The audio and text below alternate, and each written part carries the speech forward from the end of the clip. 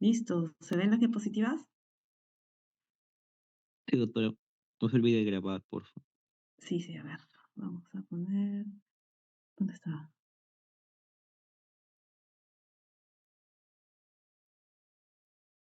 Recording in progress. Listo, muy buenas noches. Continuando con nuestros temas, ya ahora en el tercer módulo de curso de patología clínica, hoy nos toca conversar un poquito sobre algunos biomarcadores que desde el laboratorio proponemos que son muy útiles para la identificación, para el diagnóstico, principalmente de los cuadros de sepsis. Entonces vamos a ver cómo es la evolución de este diagnóstico. En los últimos años, mayores conocimientos sobre la fisiopatología pues han demostrado que las infecciones a nivel de los pacientes van a provocar una respuesta compleja, que va a variar también de acuerdo a las características de nuestro paciente y que básicamente van a jugar una suerte de equilibrio entre mecanismos proinflamatorios y antiinflamatorios.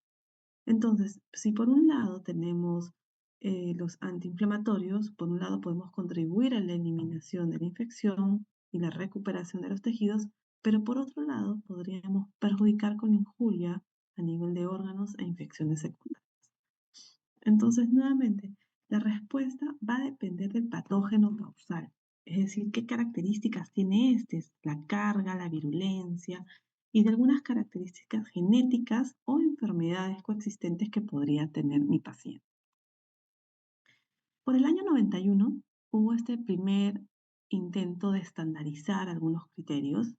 Se publicó un primer consenso que estableció el concepto de respuesta inflamatoria sistémica. Este concepto que hasta la actualidad se sigue usando, pero mucho más enfocado a este síndrome, ¿no? Este complejo de respuesta inflamatoria, como una respuesta a una variedad de insultos clínicos severos que se va a manifestar con la presencia de dos o más, lo vamos a caracterizar como un síndrome de respuesta inflamatoria sistémica si tiene dos o más de los siguientes criterios. Tenemos alteraciones en la temperatura, tenemos alteraciones en la frecuencia cardíaca, en la frecuencia respiratoria o en la presión de CO2, y vemos que desde el laboratorio ya comienzan a aparecer algunos parámetros que hay que tomar en consideración, como puede ser el recuento de leucocitos mayor a 12.000 o menor de 4.000, o que haya un más de 10% de los abastonados. Asimismo, en este mismo consenso, se estableció que la sepsis pues, va a ser un inicio en el camino de una continuidad de severidad clínica y fisiopatológica. Entonces, si tenemos que todo inicia a partir de un CIRS, es como que nuestra primera banderita, ¿no? Nuestro primer signo de alarma. Luego vamos a ver que podemos avanzar asociando hipotensión, podría complicarse con ya una sepsis per se, donde tenemos que confirmar el foco de infección. Acá nos vamos a ayudar, obviamente, también pruebas de laboratorio, pero podemos dar un escalón adicional hacia una sepsis severa.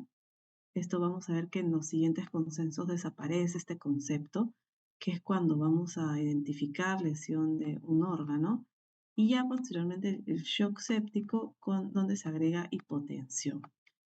Sin embargo, podemos terminar también un síndrome de disfunción multiorgánica, y básicamente lo que se intentó desde este año, desde el 91, fue proveer una herramienta o criterios diagnósticos uniformes que permiten hacer el diagnóstico de sepsis de manera precoz. Sin embargo, nos quedamos cortitos, porque sabemos que los criterios del CIRS, que si bien son los primeros que nos marcan la banderita, tienen una sensibilidad pues de 70%, pero una especificidad muy, muy baja, ¿no? Y esto se va a atribuir a que pues en una respuesta inflamatoria sistémica no necesariamente vamos a tener estos criterios presentes asociados a patologías infecciosas, sino también otras enfermedades como infarto agudo al miocardio, pancreatitis, quemaduras, procesos inflamatorios estériles, pueden provocar que mi paciente tenga criterios de CIRS. Ya por el año 2001 cambió un poquito. Se incorporaron algunos criterios de diagnóstico clínico complejos que se consideraron de utilidad clínica limitada. y dio lugar pues a continuar utilizando lo de la sepsis 1. Se recomendaron nuevas definiciones sobre sepsis, sepsis severa y shock séptico como que deberían mantenerse. Pero acá lo que llama la atención son los parámetros nuevos que se consideraron. Y por ejemplo, acá hemos resaltado algunos ya desde el laboratorio.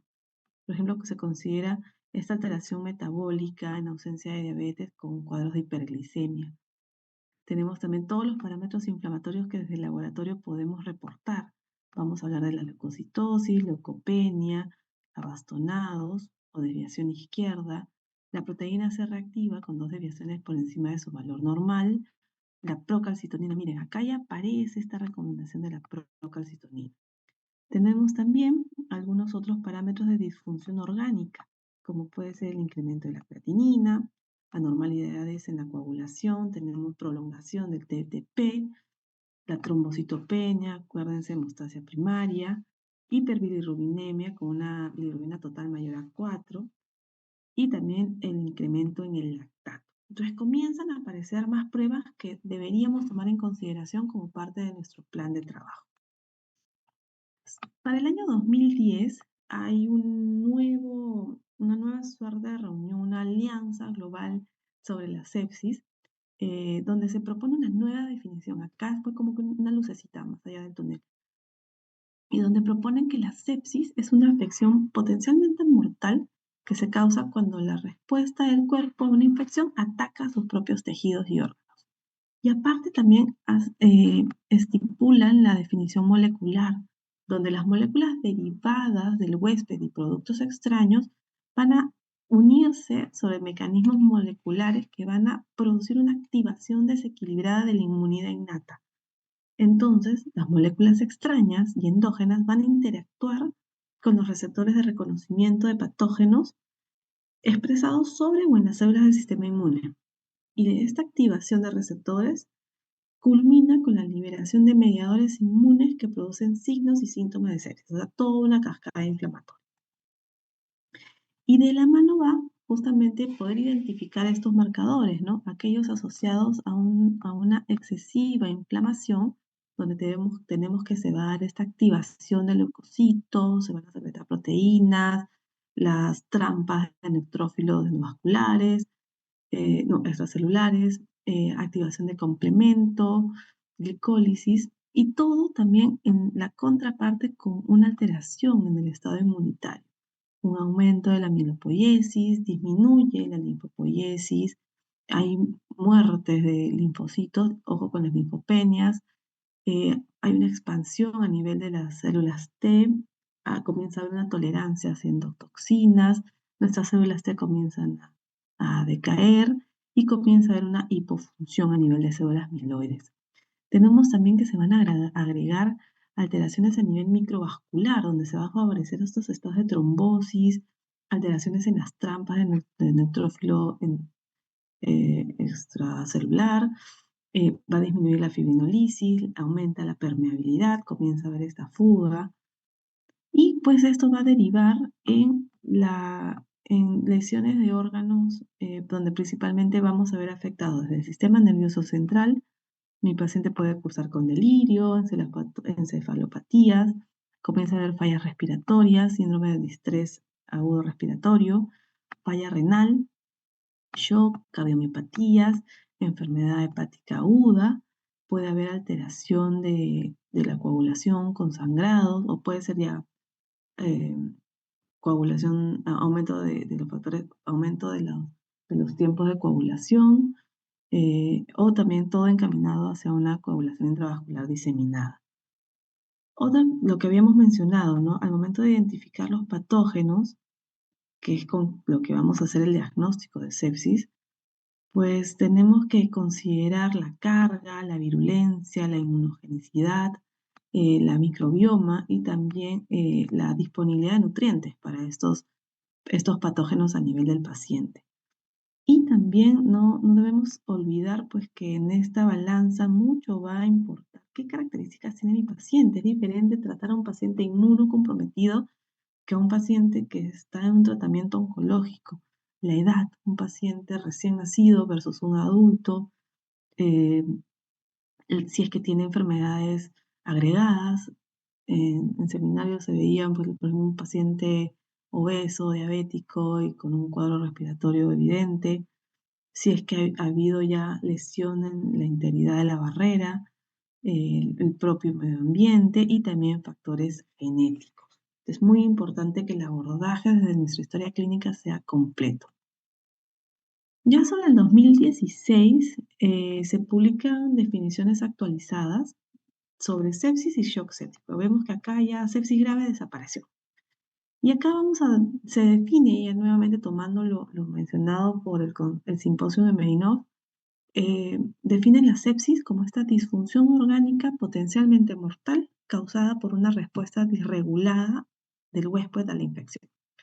Y recomienda estos criterios muy conocidos, que son los criterios SOF, donde después de haber confirmado un foco infeccioso, recordemos pues que tenemos principalmente focos respiratorios, foco hematógeno y foco urinario, y son estos tres los principales puntos que deberíamos investigar desde el punto de vista microbiológico. Tenemos marcadores asociados a sepsis que vamos a denominar SOFA. Va desde la disminución de la presión arterial de oxígeno, el PAFI, la disminución en la escala de coma de Glasgow, que mi paciente curse con hipotensión y requiera vasopresores, y comienzan a aparecer, no podían faltar, nuestros criterios de laboratorio, ¿no? Recuento de plaquetas disminuido, creatinina aumentada u oliguria y aumento de bilirrubina. Mi paciente pues va a llegar justamente con estas características asociadas a la alteración a nivel de diferentes órganos y sistemas. A nivel cardiovascular, mi paciente con hipotensión, esto suma mi criterio SOFA. A nivel hepático, aumento de bilirrubina, suma mi criterio SOFA. A nivel renal, oliguria y aumento de creatinina, suma mi criterio SOFA. El BUN, también elevado.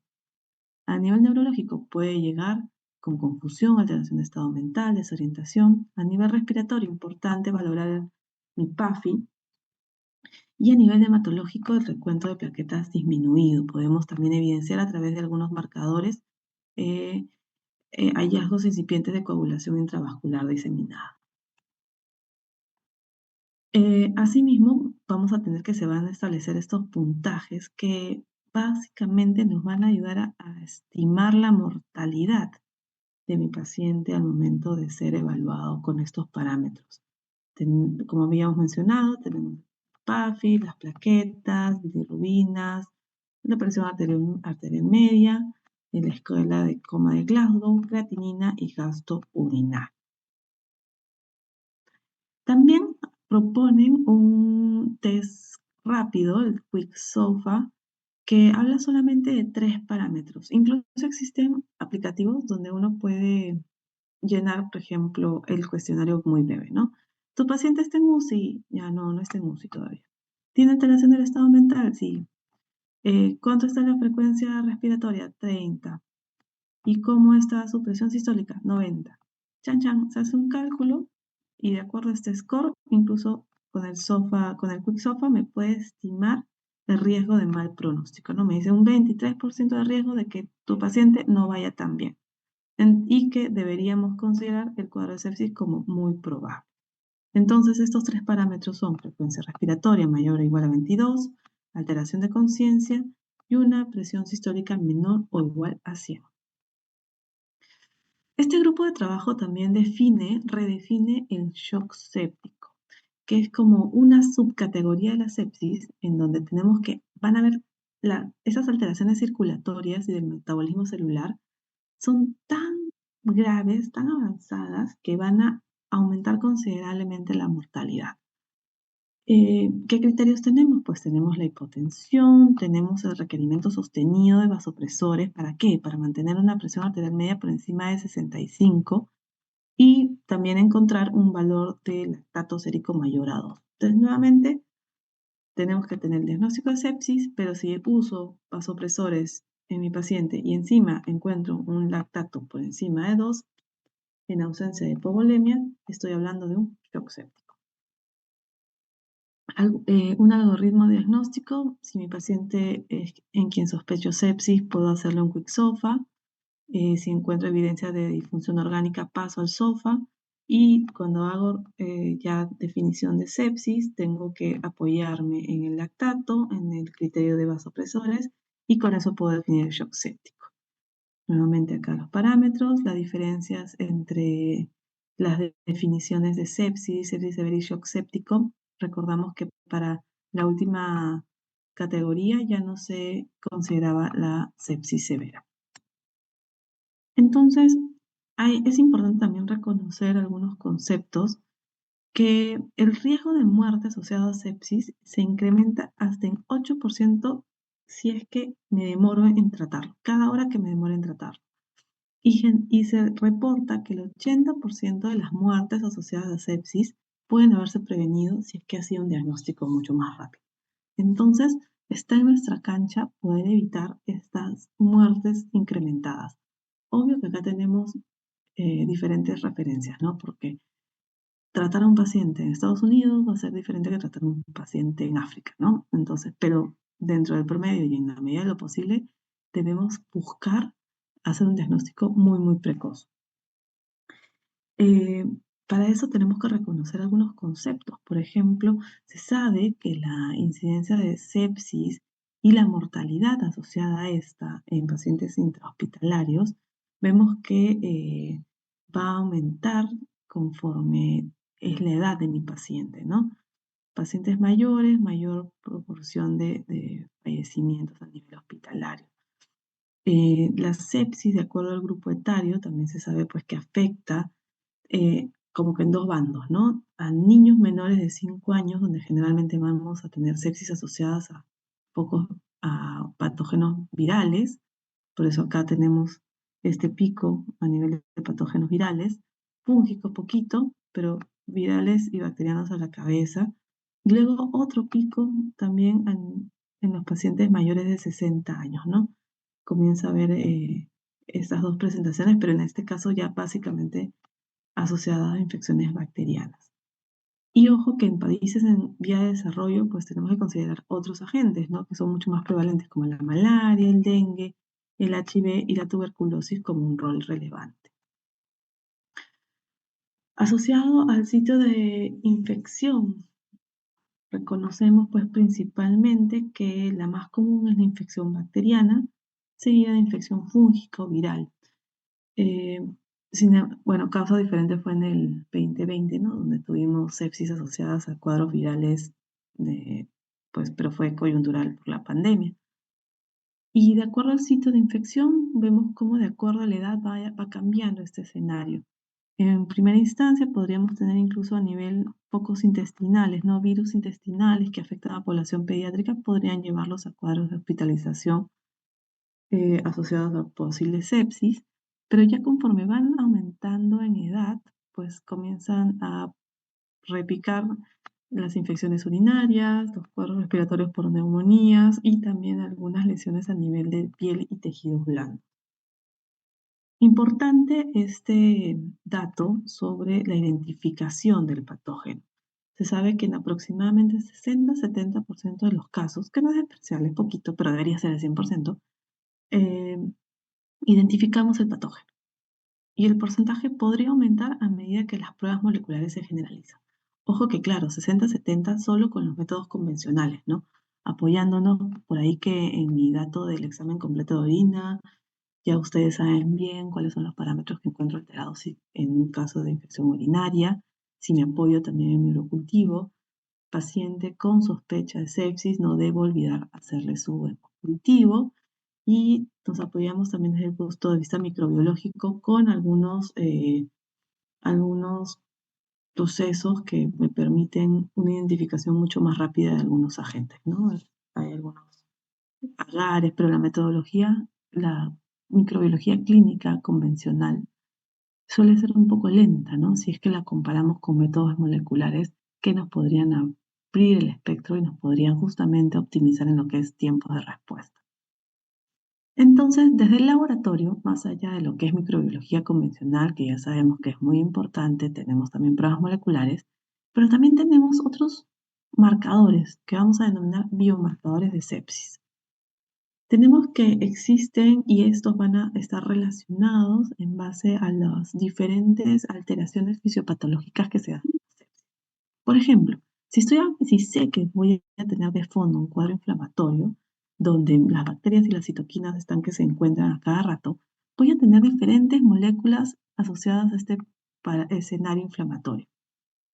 Si por el contrario sé que también ya hay una alteración a nivel de coagulación, también puedo tener toda una batería de estudios asociados a alteraciones en coagulación.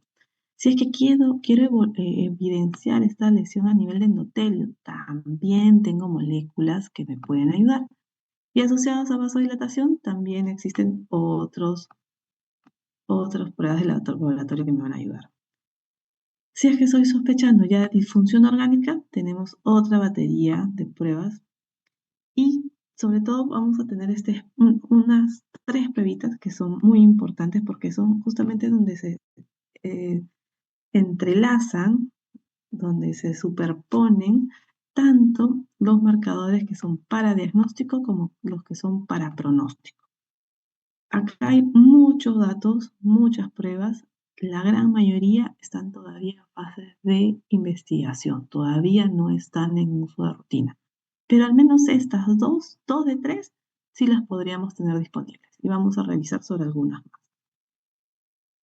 La proteína C reactiva, o también cuando me dicen PCR, ¿no? Pero ahora que ya hay tantas pruebas moleculares, mejor referirse con su nombre completo.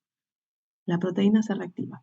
Esta proteína es producida a nivel hepático y es denominada así por su capacidad de precipitar el polisacárido C del Streptococcus pneumoniae en presencia de calcio. Fue de las primeras proteínas de fase aguda descritas, es muy sensible a la inflamación y daño tisular. Y aparece, miren, ojo, pestaña y ceja, a partir de la respuesta a la interleuquina 6. Entonces, la interleuquina 6 está antes. Y también de la interleuquina 1b. Esta proteína va a activar el sistema de complemento y va a estimular la actividad de plaquetas, monocitos y células endoteliales. La proteína C reactiva se encuentra en pequeñas cantidades, pero se incrementa en procesos infecciosos, inflamatorios, traumáticos y neoplásicos. Es decir, es poco específica. Luego de un estímulo inflamatorio agudo, la concentración puede aumentar rápidamente y llegar a un pico, aumenta súper rápido en las primeras 4 a 6 horas, con un pico a las 48 horas, que generalmente va directamente proporcional a la extensión de la lesión.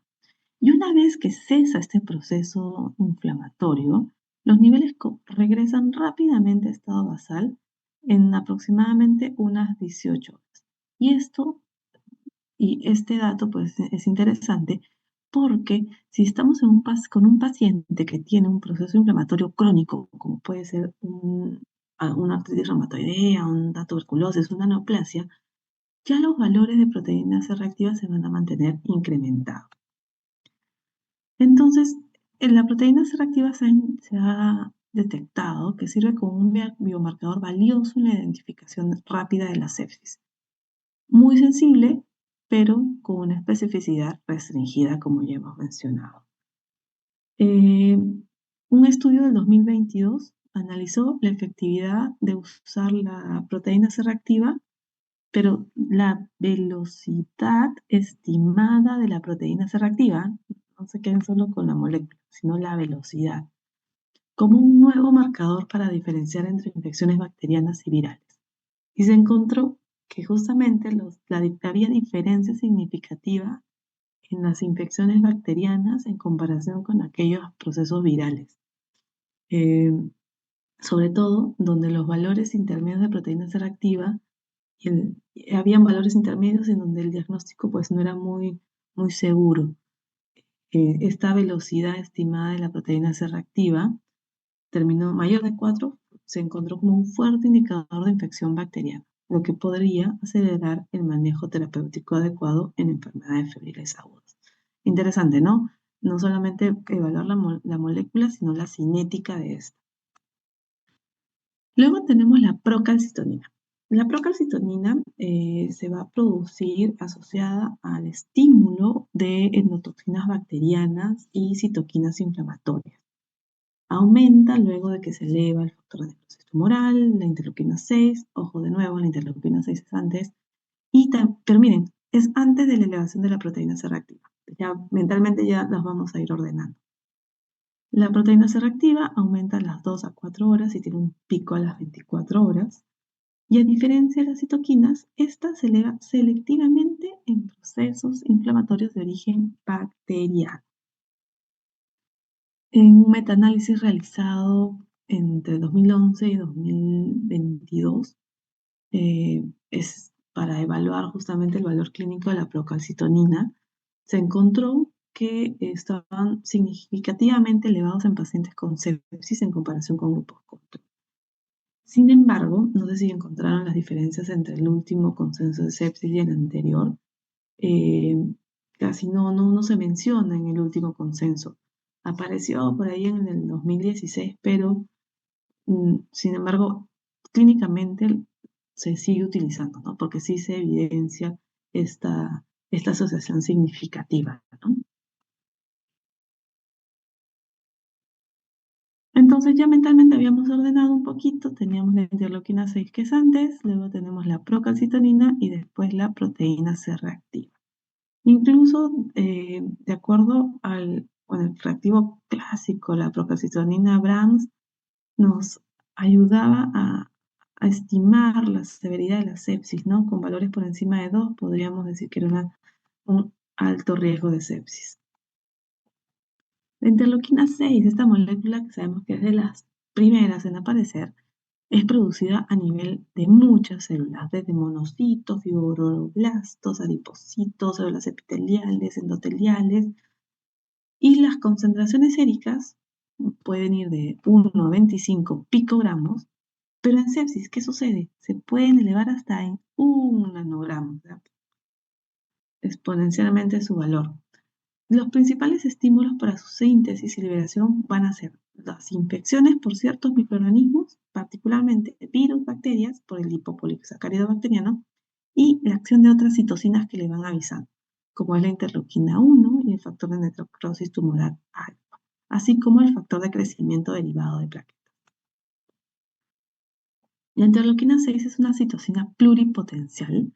Tiene acciones tanto proinflamatorias como inflamatorias. ¿Se acuerdan que lo comentamos al inicio? En el sistema inmune, la interleuquina 6 va a promover la diferenciación y maduración de linfocitos T-B.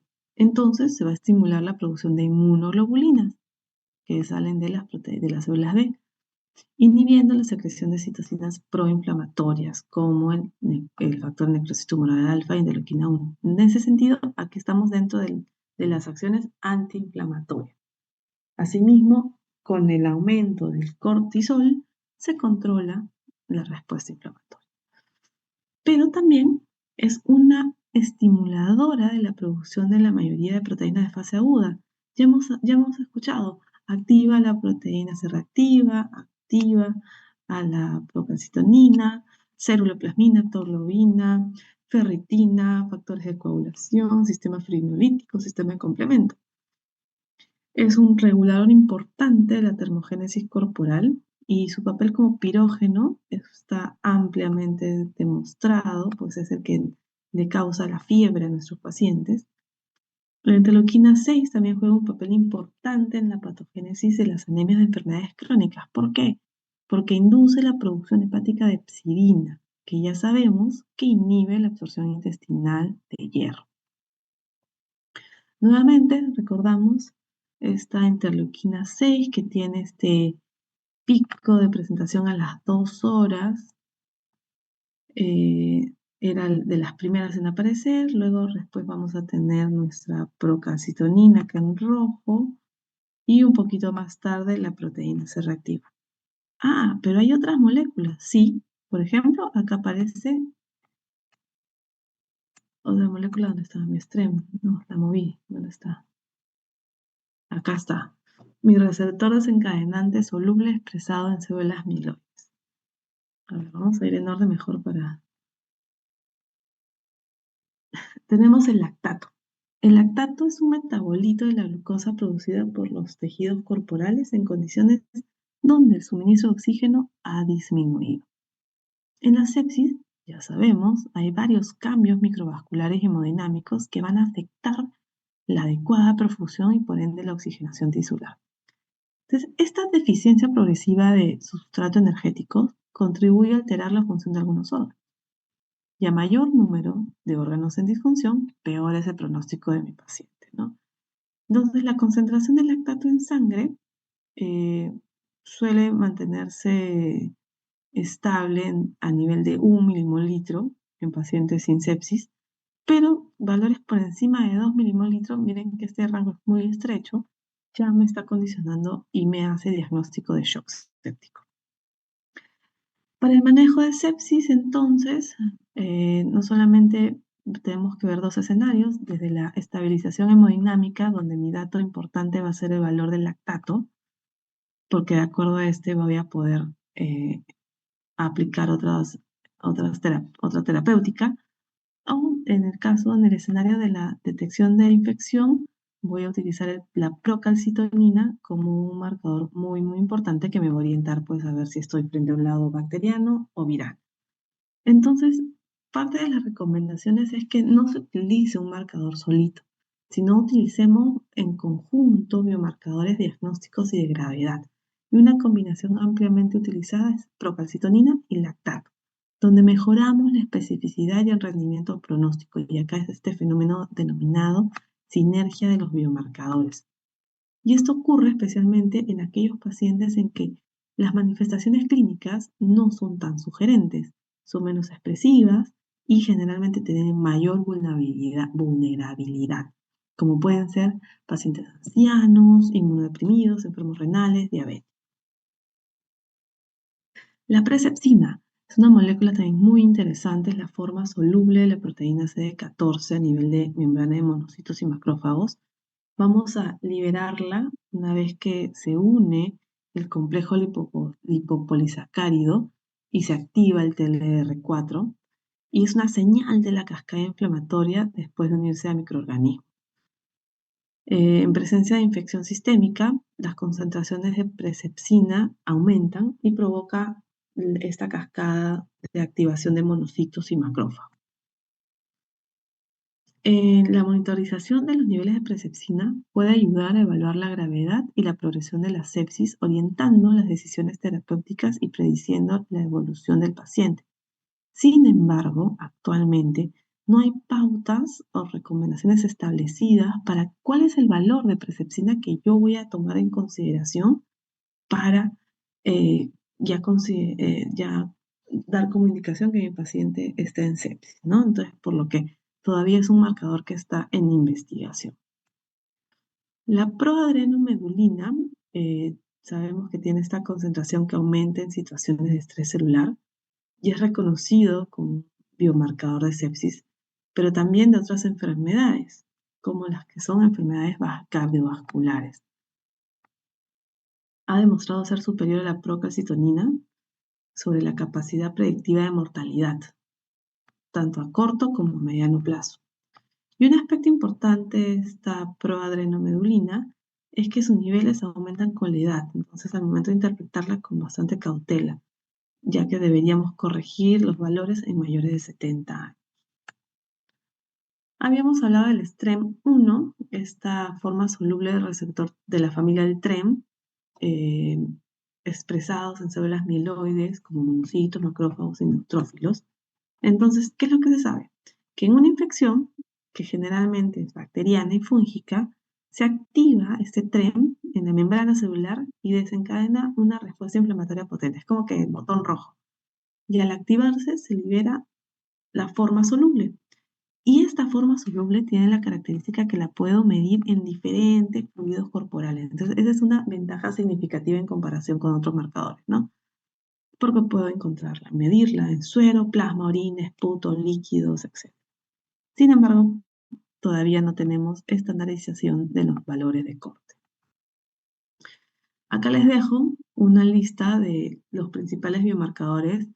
Los que hemos conversado son los que tienen mayor aplicación clínica en laboratorios de rutina. Sin embargo, tenemos otras moléculas que también podríamos investigar, que podríamos pedir a nuestros pacientes, pero todavía están en fases de investigación. Esto es para un repasito y ya está. Muy bien. Y antes de perder el hilo,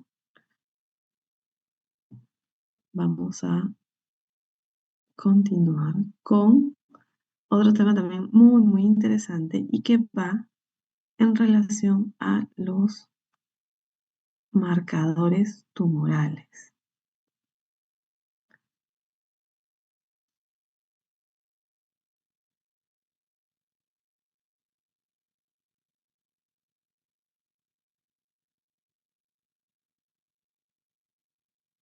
Listo. Estos marcadores tumorales que uno quisiera que nos ayuden en un diagnóstico precoz, pero ahora como vamos a conversar, pues no necesariamente la utilidad va a recaer en las fases predictivas, ¿no? En relación a los marcadores tumorales, pues tenemos que son moléculas, la gran mayoría glucoproteínas, producidas por células tumorales, patológicas, o también producidas por el propio organismo en respuesta a esta lesión oncológica. Y su presencia puede ser detectada tanto en suero, líquidos, y me va a reflejar el crecimiento o la actividad tumoral. Entonces, vamos a hablar básicamente de una molécula que ya debo medirla sobre un diagnóstico oncológico. Y me va a permitir, bueno, confirmar la presencia, la evolución y la respuesta terapéutica de un tumor maligno. Se comportan como señales a distancia de presencia de una neoplasia, ¿no? Lamentablemente no son específicos, podemos encontrarlos elevados en un gran número de situaciones fisiológicas que no son necesariamente oncológicas. Y el principal dato que tenemos que tomar en consideración en mi paciente es este, cuando encuentro cambios cuantitativos. Es por eso que las estrategias de preventivo promocionales, por ejemplo, sobre cáncer de próstata, si bien no me ayudan para hacer el diagnóstico inicial, pero si encuentro que en los valores seriados, por ejemplo, otra cosa es que mi paciente yo le haya medido y un año esté en 0.1, al año siguiente esté en 0.5, luego en 1, 2, pero si tengo esa medición en el tiempo que me evidencia estos cambios, ahí es donde tengo el valor, el dato importante. Pues la señal de alarma va a aparecer cuando existen estos incrementos anormales, ¿no? Y es que me va a ayudar en el seguimiento y diagnóstico de pacientes con cáncer. A ver, de forma ideal, los marcadores tumorales pues deberían ayudarme en la detección precoz, en el pronóstico, pretratamiento, en el estadiaje, en el posttratamiento para las recurrencias, con una elevada sensibilidad, una elevada especificidad, un valor predictivo positivo, órgano específicos y tumor específicos. Ese sería el mundo ideal. Pero en la práctica diaria sabemos que son poco específicos. Aumentan en diferentes tipos de tumores, incluso en procesos benignos. Entonces, son poco sensibles en estadios iniciales de la enfermedad, por lo que no me van a ayudar si es que yo quiero hacer un diagnóstico temprano. Su principal aplicación va a radicar ¿en qué? En el seguimiento de los pacientes, tanto para detectar una recidiva temprana como para evaluar la efectividad del tratamiento instaurado. Entonces, esta es la principal aplicación. Podemos clasificarlos, aquellos que tienen buena especificidad y sensibilidad, que pueden ser detectados en diferentes situaciones fisiológicas, y en ausencia de estas, cuando hay incrementos importantes, casi siempre me van a indicar la presencia de un tumor maligno. Y acá tenemos a la beta-HCG y a la calcitonina. Luego tenemos aquellos con especificidad y sensibilidad variable, donde, pues obvio, en estadios iniciales una especificidad muy, muy baja, a diferencia de estadios avanzados, ¿no? Donde las concentraciones séricas de estos marcadores casi me permiten asegurar que se trata de un tumor maligno. Por ejemplo, lo que sucede con el antígeno prostático específico, la alfa-fetoproteína, el carcinoma embrionario, la enolasa neuronal específica, el antígeno de células escamosas, el CA125, el 15-3, la gran mayoría están en este grupo. Y luego tenemos los de baja especificidad, es decir, que no es independiente, la sensibilidad depende del estadio de la enfermedad, pero la especificidad es muy, muy baja, donde incluso en fases avanzadas de la enfermedad ni siquiera podría encontrarse alterado. Por ejemplo, acá tenemos la lactato deshidrogenasa y antígenos asociados a citoqueratinas como la cifra 21. ¿Qué consideraciones especiales entonces tenemos que tener para interpretar un resultado de un marcador tumoral? Si encuentro un valor elevado, es necesario discriminar si esta elevación es debida o no por la presencia de un tumor. Entonces, para eso vamos a aplicar 3 criterios súper sencillos. Primero, la concentración sérica. Después, tenemos que descartar que se trate de una patología benigna de fondo. Y el tercero, el control evolutivo. Vamos a hablar de cada uno de estos. En cuanto a la concentración sérica, en la mayoría de marcadores, incluso en pacientes sanos, en ausencia de neoplasias, solo asociados a algunos procesos benignos, podríamos encontrar valores moderados, pero de todas maneras muy por debajo de los valores que se encuentran, por ejemplo, en pacientes con metástasis. Cuanto mayor es la concentración de este marcador tumoral, mayor es la probabilidad de que se trate de un tumor maligno. Por ejemplo, si yo sé que mi antígeno carcinoma embrionario debe ser menor de 3 y encuentro 20, me detengo un momento. Como por ejemplo mi CA125, si sé que su valor normal es menor a 46, pero encuentro 500, nuevamente otro signo. Entonces, tomar en consideración siempre el valor de la concentración sérica. Generalmente muy elevado, asociado a cuadros de metástasis.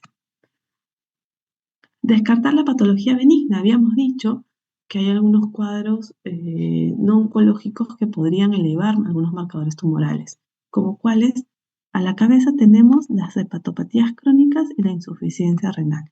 Estos me dan falsos incrementos, incluso moderados característicamente, y tenemos que tomar en consideración pues, estos falsos positivos, sobre todo en qué situaciones. En el caso del antígeno carcinoma de células escamosas y algunas enfermedades dermatológicas. En el caso del CA19-9 y que mi paciente tenga colestasis. O en el caso del CA125 y que mi paciente tenga algún derrame. Luego el control evolutivo. El hallazgo de concentraciones elevadas de cualquier marcador de forma aislada tiene un valor limitado. Por eso tenemos que hacer un control evolutivo. Medir 2 o 3 veces seriadas con un intervalo superior a la semivida plasmática, generalmente, ¿de qué estamos hablando? El tiempo en que se tarda esta sustancia en desaparecer en su concentración a la mitad. Y tenemos que hacer esta evaluación. Generalmente debe transcurrir por lo menos 15 días entre una determinación y otra. ¿Y de cuánto tiene que ser este incremento para considerarlo llamativo? Pues debe superar el 20% para considerarse significativo. Entonces, mínimo 2 o 3 cada 15 o 20 días y superando el 20% del valor anterior. Si las cifras del marcador sufren un incremento continuo, se puede afirmar casi con bastante seguridad que es de origen tumoral. Pero por el contrario, si el valor no se modifica o se mantiene, tenemos que buscar otra patología. Y esto es lo que ese escenario suele ser común cuando evaluamos, por ejemplo, el carcinoma embrionario en relación a una progresión tumoral y a una hepatopatía. Si estamos, por ejemplo, investigando un CA de colon, este marcador se va a disparar, pero en un paciente con hepatopatía voy a encontrar valores moderados, pero se van a mantener en el tiempo. Hablando del antígeno carcinoma embrionario, este es poco específico, una de sus características. Lo encontramos en diferentes órganos, cerebro, pulmón, hígado, vejiga, otorrino, tiroides, esófago, mama, estómago, páncreas. riñón, colon, vejiga, páncreas, ovario, cervix. Es decir, esta glicoproteína de origen fetal es ampliamente difundida a nivel de diferentes órganos. Sin embargo, la principal aplicación clínica es para la vigilancia del cáncer gastrointestinal, principalmente el cáncer de colon. Se va a depurar vía hepática y suele estar también aumentado en las metástasis de este órgano, como hemos visto. Hemos visto que se eleva en diferentes ubicaciones. En pacientes con enfermedad inflamatoria intestinal, pancreatitis y enfermedades hepáticas podemos tener un incremento moderado de este marcador. Y ojo, que el uso del tabaco puede contribuir a elevar estos niveles, por lo que incluso se da una categoría para valorar en pacientes fumadores.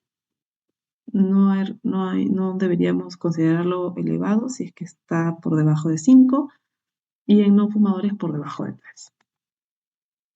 Luego tenemos el CA125, esta glucoproteína principalmente útil para los carcinomas de ovario, sintetizado a nivel de los conductos de Müller, del cual van a derivar trompas de falopio, endocervix y fondo vaginal, y también por los mesotelios, es decir, compartimos con pleura, pericardio y peritoneo. Los valores esperados son por debajo de 35.